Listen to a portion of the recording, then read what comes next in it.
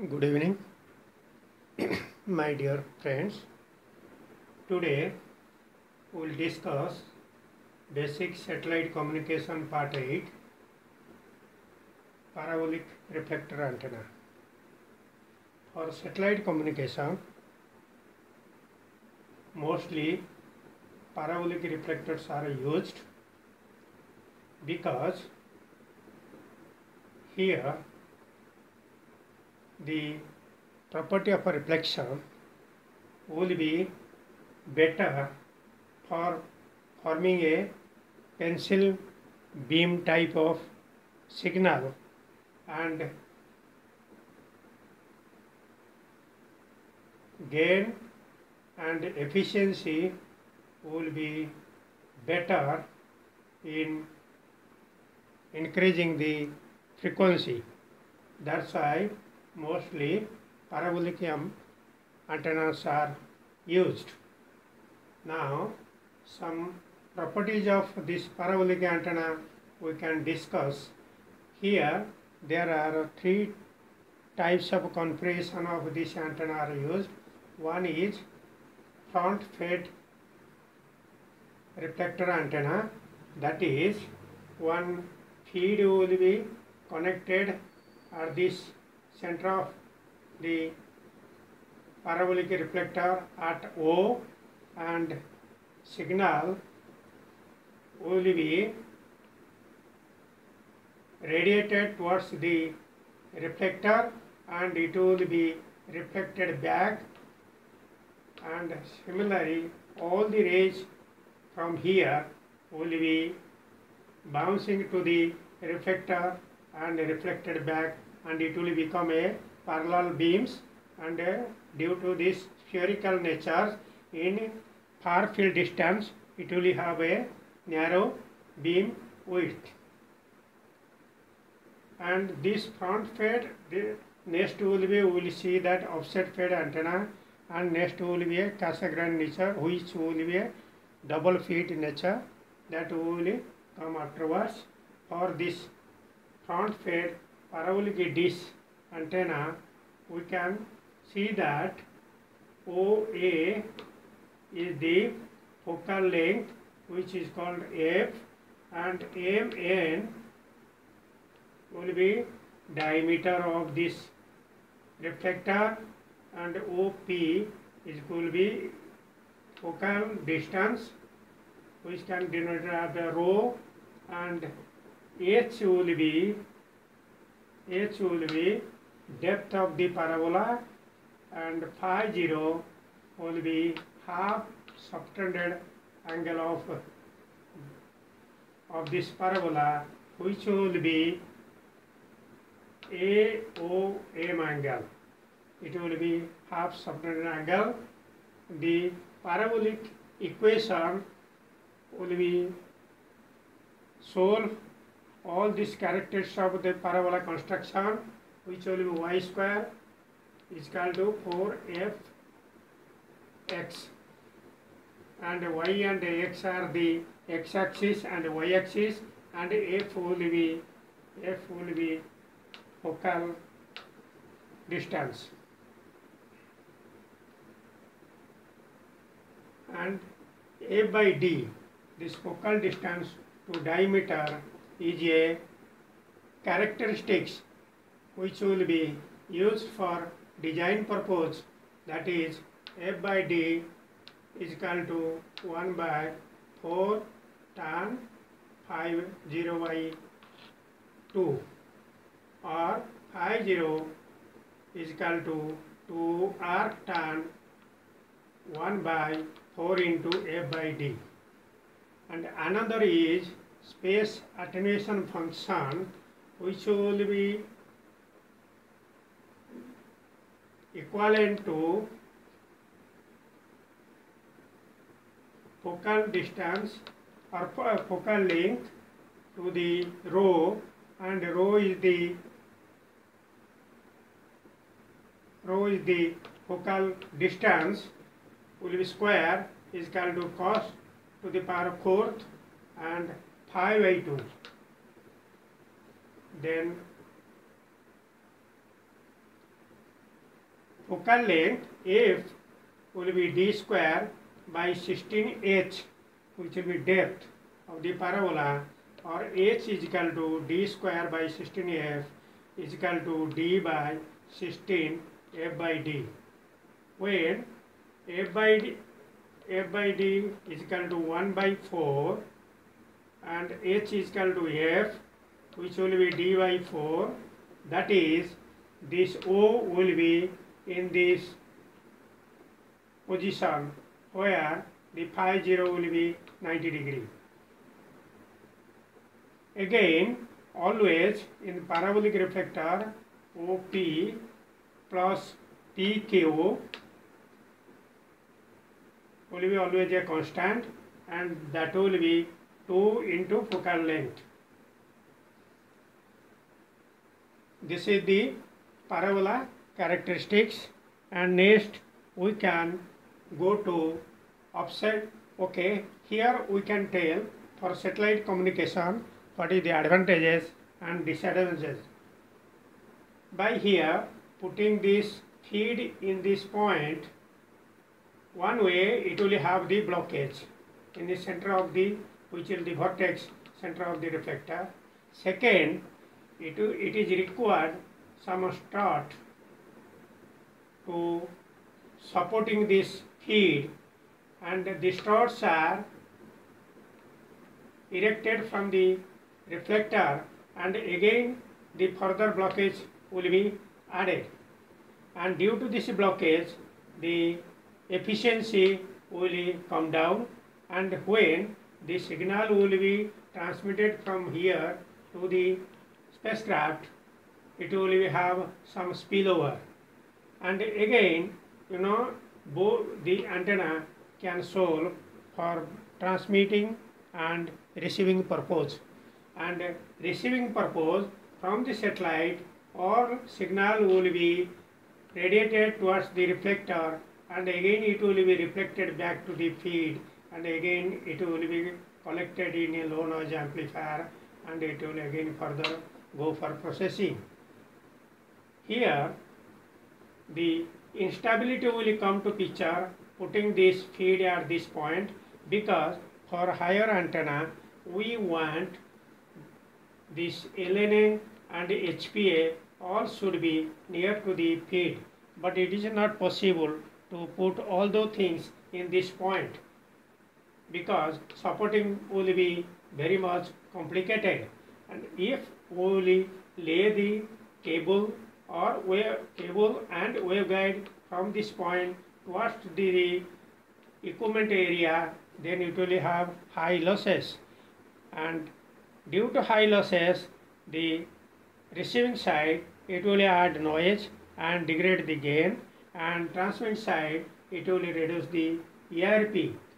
Hence the offset antenna has come to picture. Now we will discuss, and mostly these antenna are used mostly in a receive nature, only receive mode, and nowadays one is a small antenna and a receive mode are used, otherwise for small antenna the offset feed are used because of there will be no blockage. Now we will go to the offset feed.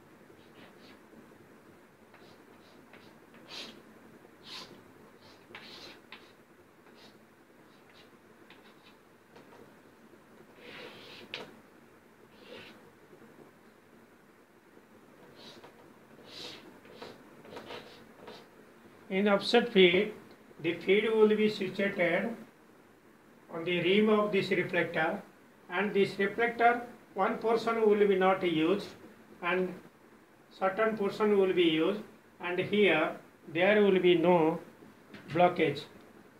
Here there will be no putting this feed here, O, there will be no blockage, and hence this will be a small antenna. This configuration of the reflectors are mostly used for VSAT and maximum wherever we are seeing the TVRO and VSAT nature antenna, and mostly this will be used for spacecraft antenna, because for making multiple beam generation by this offset feed nature, it is very useful. That's why this offset feed are generally used. Here one is there will be no blockage,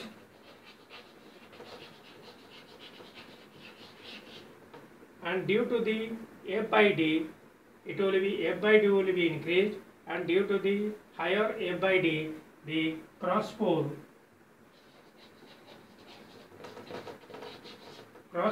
polarization will be better. Therefore, these offset feeds are generally used in a maximum. Now, the third configuration,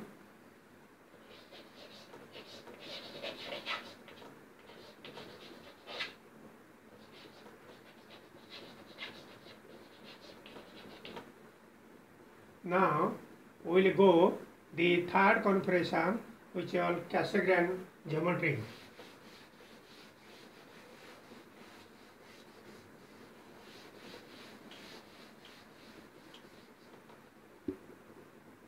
In Cassegrain geometry, we will have a double reflection. In this feed, if we will put one soft dish, that means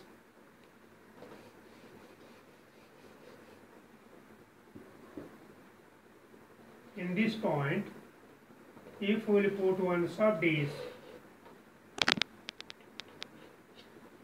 and this F is called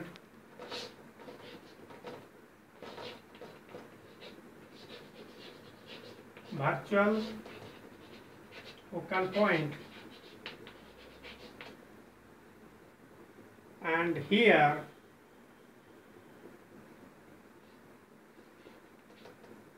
this is the another focal point,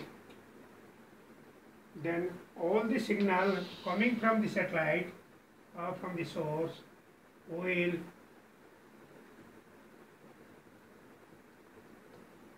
radiated to the subdish, and again it will be reflected back to the feed.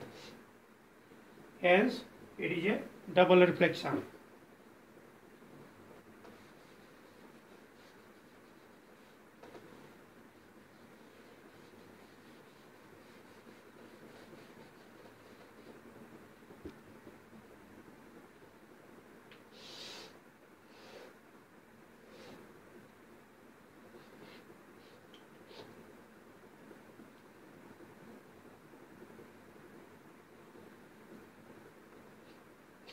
From the satellite, it will be first it will go to reflector, then it will be reflected back to the subreflector, and from subreflector it will be reflected again to the feed, and vice versa, because it is a reciprocity. In transmit side, from here it will be transmitted to the subdish, and again it will be back to the subreflector, and again it will go to space. This subdish will be as a hyperbolic in nature, and sometimes it will be as a this is convex and concave also. If you will use in this point, it can be used. This version is called the Gregorian antenna, and this is called the Cassegrain antenna, and both functions are almost the same. And now we can talk about this dual reflector or Cassegrain geometry. One main advantage for shaping this type of antenna, the efficiency will be increased, and the biggest advantage is that all equipments can be in vortex attached to the antenna, and everything, the transmit and receive equipments can be integrated near to this feed. Hence it will be a mechanical very stable, and the loss from HPA to feed and feed to LNA are decreased. Hence it will enhance the ERP and G by T. And in bigger size of antenna, these Cassegrain geometry are mostly used. And another thing, it will have a equivalent parabola with same diameter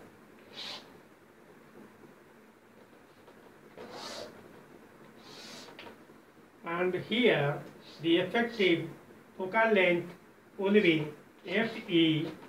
Then here, due to this subdish eccentricity, because the subreflector eccentricity will be, say, this will be C and this will be A, this E will be equal to C by A, which will be better more than 1, and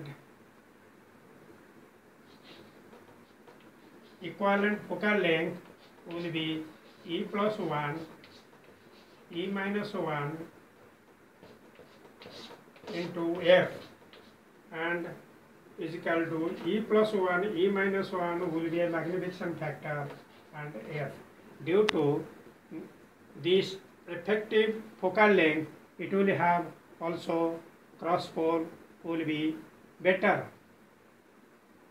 and this antenna will have lot many advantages.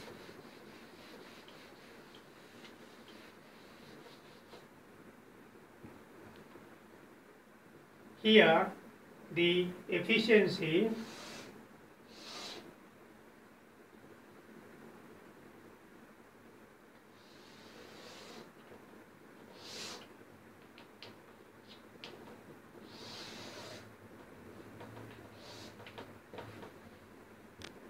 if it will be, this is aperture efficiency and this is illumination efficiency, and if we will be doing the tapering of the antenna, then it will be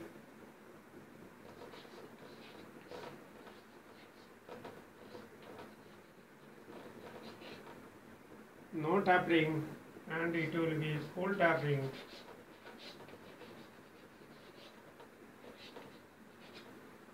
Then in no tapering, this aperture efficiency will be more, and with some say 10 to 13 dB tapering, this illumination efficiency will be more. Then some balancing will be there where it will have the overall efficiency will be more, this say around 0.84 to say 1, and if we will do only the aperture efficiency, then it will be not better for both transmit and receive side. That's why they will do such a way that this, if in a C band we will talk that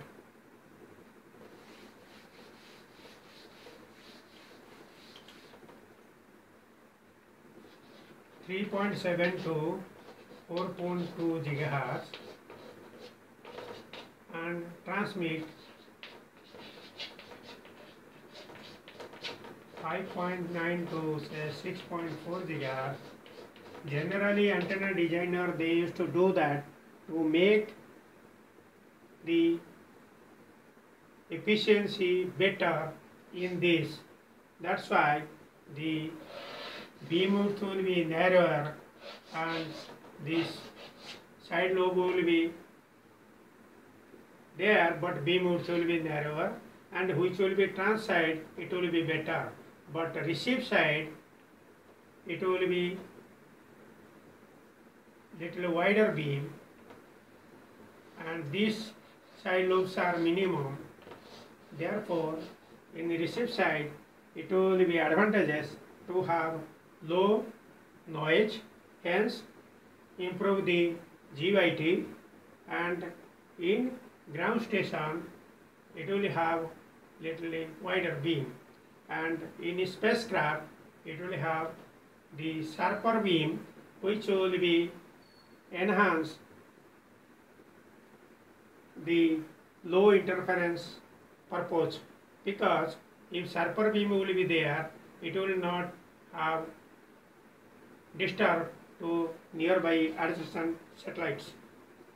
That's why they will select the tapering such a way that in receive side the pattern or efficiency will be little bit lower than the trans side because of this two nature. Receive side it will have the low noise and wider beam, and transmit side it will be narrow beam.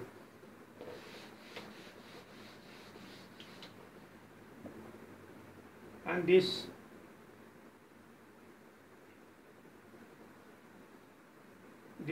parabolic Cassegrain antenna geometry, one advantage like that, it will have all equipments in good positions. Then there is no much waveguide or the cable connection to the feed point compared to the front fed, and here the efficiency will be better, and whatever that blockage will be there, till it will have blockage loss will be minimized by tapering the reflector. In a center position, there is no much radiation, and also in edge of the reflector there will no much radiation. And another advantage is there, whatever the signal, it will be from the feed will be directed to the subdish. If any spillover will be there, it will be sky side. That means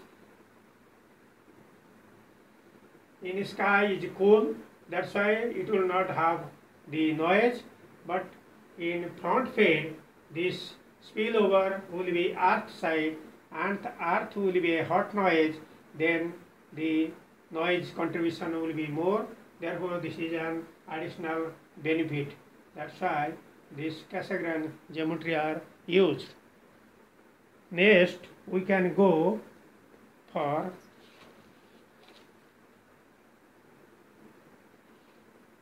beam width and XPD. See, antenna beam width. Generally, this is 3 dB beam width.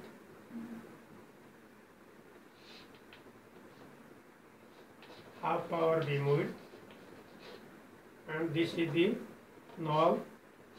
This is null to null beam width, full beam width. This half power beam width, theta 3 will be 70 lambda by d, which will be 70 C by F by D, or will be 21 divided by F D.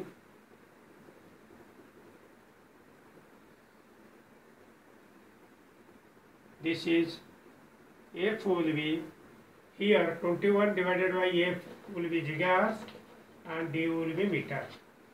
Otherwise it will be just a simple calculation, and null to null beam width will be 2 in null to null beam width theta n is equal to 2 theta 3. And the designer job to make this antenna such a way that cross pole will be minimum. The cross pole will be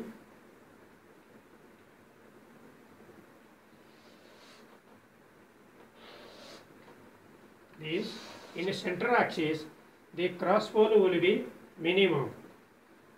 That's why to make this cross pole minimum and the side lobes around, say from the main beam to the 14 dB down,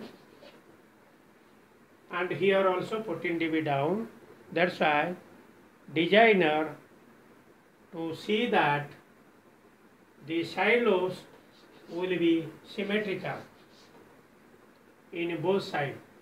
If you will see a rectangle coordinate for azimuth CC double or C double or elevation up or down, those sides, these things will be symmetrical. And nulls are well defined, then it is a very good antenna, and the efficiency can be achieved some 55 to 75% as on today. And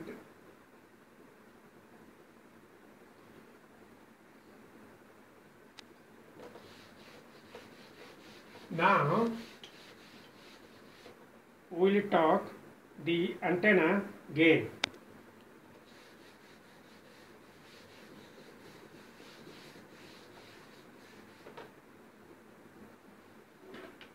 Antenna gain, parabolic reflector G will be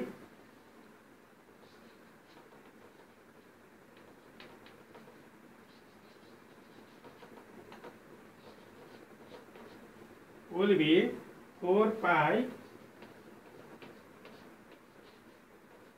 effective area lambda square, which will be the effective area because all the reflector, whatever diameter size, 100%, it will not have give the results. That's why the efficiency and the real area IA and 4 pi lambda square, and only make area will be lambda pi r square. This will be A will be pi r square, then 4 pi lambda square, which will be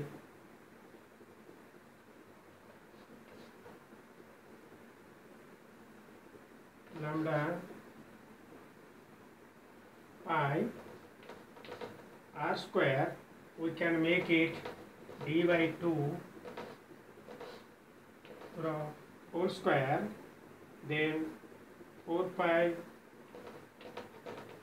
by lambda square, and we will do further, then it will come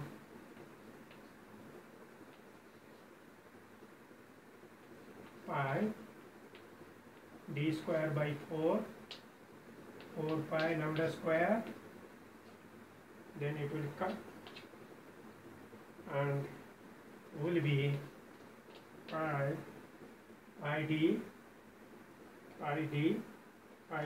d by lambda square.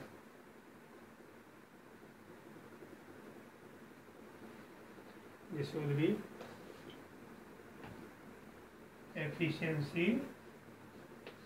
pi d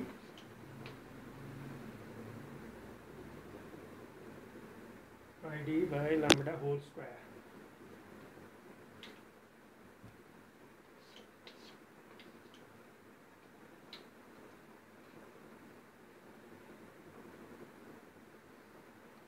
Then further, if we solve, will be efficiency pi square d by lambda square, because sometimes we will measure the antenna as a d by lambda, which is called the aperture ratio. That's why we can put this formula and will be equivalent to again normal efficiency pi by c0 whole square. C is equal to light velocity and d square the square. Then the gain can be finally, because the antenna always we talk about diameter and about d by lambda, or we can talk direct diameter and the frequency. But when we will talk in a dB wise,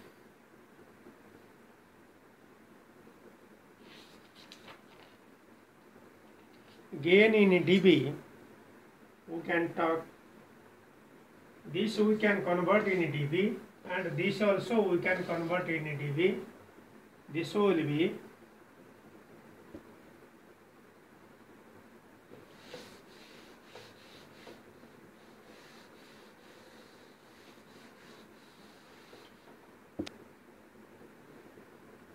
dB is equal to 10 log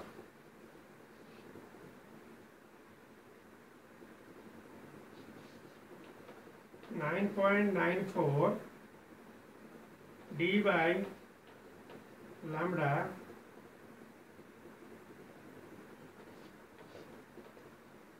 square plus 10 log efficiency.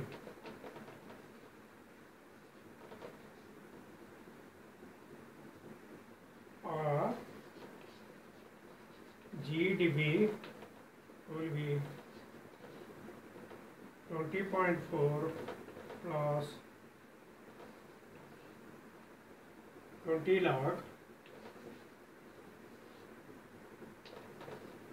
D in meter, F in gigahertz plus 10 log efficiency, like that. Finally, in dB wise, we can make use these two formula. If antenna will be given as a aperture ratio, how many lambda? Here, say if we will talk as a 100 lambda, then frequency will come to picture, and in that 100 lambda, which will be D, you can increase the frequency, then decrease the diameter, or vice versa, but the gain will be constant. One example, we can see that, say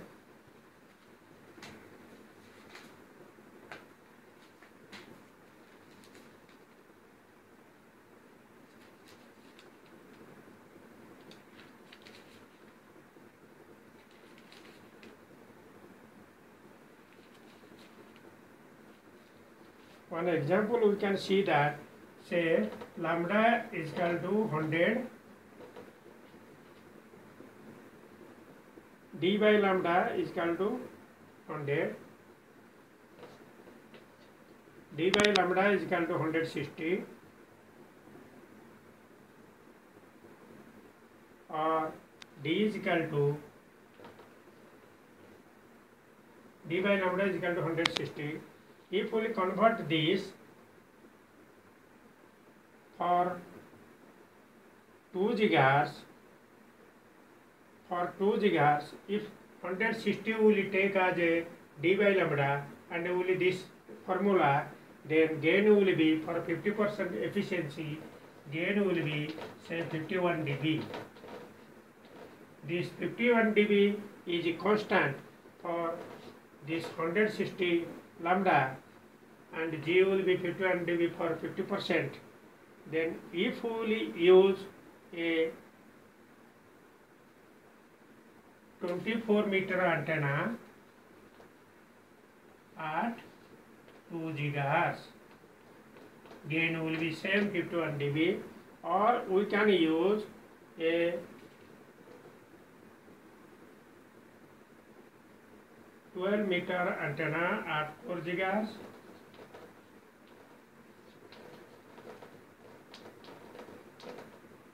or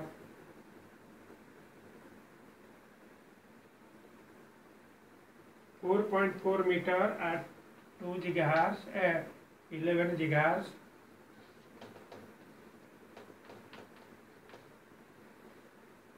or 2.4 meter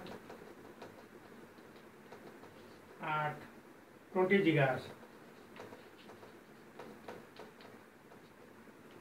This is the just as a simple example. Then antenna diameter, the gain will be same, but we can use the 2 gigahertz and 4 gigahertz and 11 gigahertz and 20 gigahertz. Now we can see what is the advantages of the high frequency use. Again, other than the bandwidth increase, the high frequency uses will be beneficial. Automatically the size will come down. But these are the gain calculation. But really, if we see that the gain, diameter and frequency and efficiency are given as a designers, but practically engineers during the installation they will measure the azimuth and elevation beam width. From that they will calculate the G by T will be GdB is equal to 10 log G3 plus G10 divided by 2 minus S minus P, where G3 is equal to 31,000 divided by half power beam width azimuth into half power beam width elevation. G10 is equal to, this is 10 dB beam width, will be 91,000 theta 10 azimuth and into theta 10 elevation. S will be 0.00761 E square F square. This E will be surface accuracy in mm. F will be gigahertz, frequency in gigahertz, and P will be feed loss. Generally, in a bigger size antenna, where we can easily take this pattern in a field using the satellite, we can use the gain with this formula, and we can cross check the designer, like computing the diameter and the frequency and the design value of efficiency. We can cross correlated, and which will be within 0.5 dB. For bigger antenna size, we have to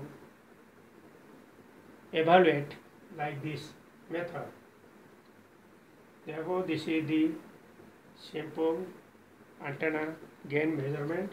Here the fade loss will be given by the manufacturer, and you can do this way. A practical method in a dB wise. Now today we will finish here. Next we will see some other parameters of the reflector antenna useful in a station. Thanks a lot.